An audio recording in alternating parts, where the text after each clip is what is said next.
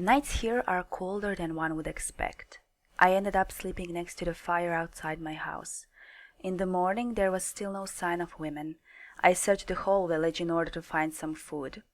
There was fish and bread enough for just one more meal, so I went to the fishing nets to find something I know how to use, some sort of fishing rod and a small hook. Yeah, that was laying there just waiting to be found by me. So here I am now, trying to catch a fish for more than 6 hours. They either don't bite at all or get off the hook at some point. This seemed easier while I was watching my dad do it. Sadly, it is just as boring now as it was back then. Have you noticed that in public toilets for men there is always soap, whereas public toilets for women are often without it? I mean, one would expect men's hands are bigger than women's, so they would use more soap than us, right? Does it happen to you? It happens to me sometimes when I press the soap button. It misses my hand and the soap gets spilled on the wash basin. I always think of a premature soap accumulation, and then I wonder if I should clean that up or not, because, I don't know, it wasn't me, right? It's the soap thingy, so the naughty side of me usually leaves it. Some kind of bottle-like vessel is keeping my water cold. I found it near the well in the village. Those women really thought of everything. It will be dark soon, so I better get back to the village. Hungry. I put some wood on the live coal that is still small. Jesus Christ, those words are heavy. So I put some wood on the live coal that is still smoldering since this morning. It will be a nice cozy fire, fish and bread. What more could I ask for? Maybe some company, yeah. I woke up earlier than yesterday. My rumbling stomach didn't grant me more sleep. Off to the fishing.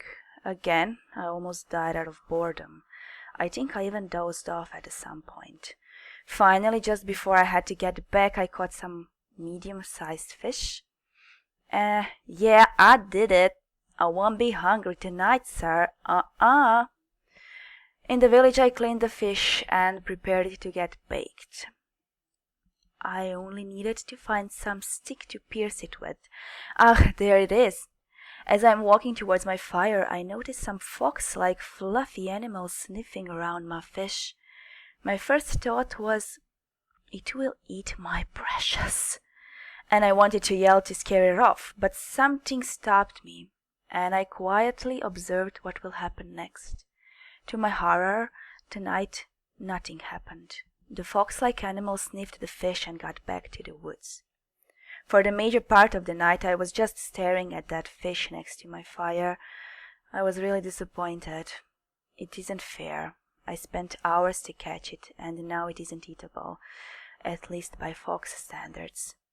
In the morning I woke up discouraged. I couldn't make myself go fish. I decided to walk through the forest instead. That turned out to be a great idea. Well, one of many I usually have. Because I found several sorts of yummy-looking berries. I picked a handful of each sort of the berries, and in the village I put a few berries of each sort on the plate and placed it near my fire, just like I did yesterday with the fish. Fox-like animal got out of the woods and sniffed at all the berries. Yes, I decided to think of a fox as a female. She ate the green and the black ones and ignored the rest. I did the same as she did, ate the rest of the black and green ones and took a long nap.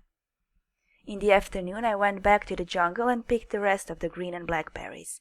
I will eat them in the morning if I won't be having any side effects. Since I decided not to go to the bank, I took that log in my hand and started hitting the pillar with it. When blisters came out, I applied the same mixture of seawater and sand on them and went for a jog. Sleeping next to my fire felt really good this time. In the morning I had berries for breakfast, and then I went to the bank in hope today my fish luck will change. And it did.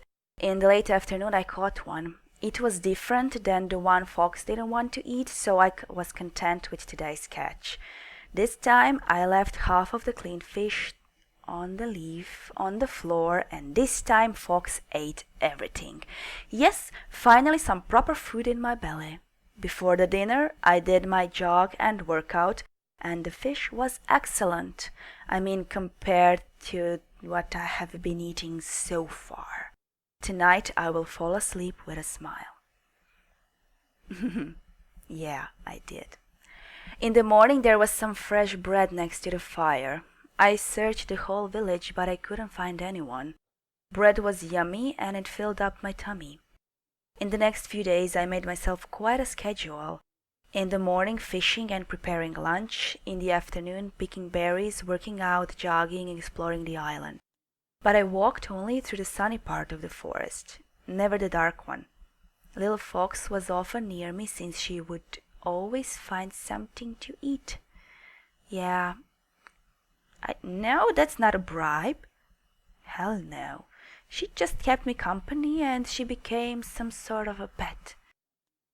One day, while searching for new berries, I stumbled on a lake. And what a lake it was! It was on the bottom of a waterfall that was falling down a steep cliff. Carefully I climbed down the hill, took off my sneakers and socks, and immersed my feet in the water. To my surprise, the water wasn't too cold. Its temperature was perfect, so I took off my clothes and went for a swim. It felt like, I know this sounds strange, but it felt like home. And at home, I didn't have a lake nor anything like that, but still, this felt like home. I forgot how it is to clean off every bad experience, every worry, every wound, how it is to be clean and fed. This is feeding my soul, making it stronger and tougher. After the swim, I crashed on the bank, soaking up the sun, breathing, feeling alive. I fell asleep like a baby. This was the first time I had a dream since I got to this island.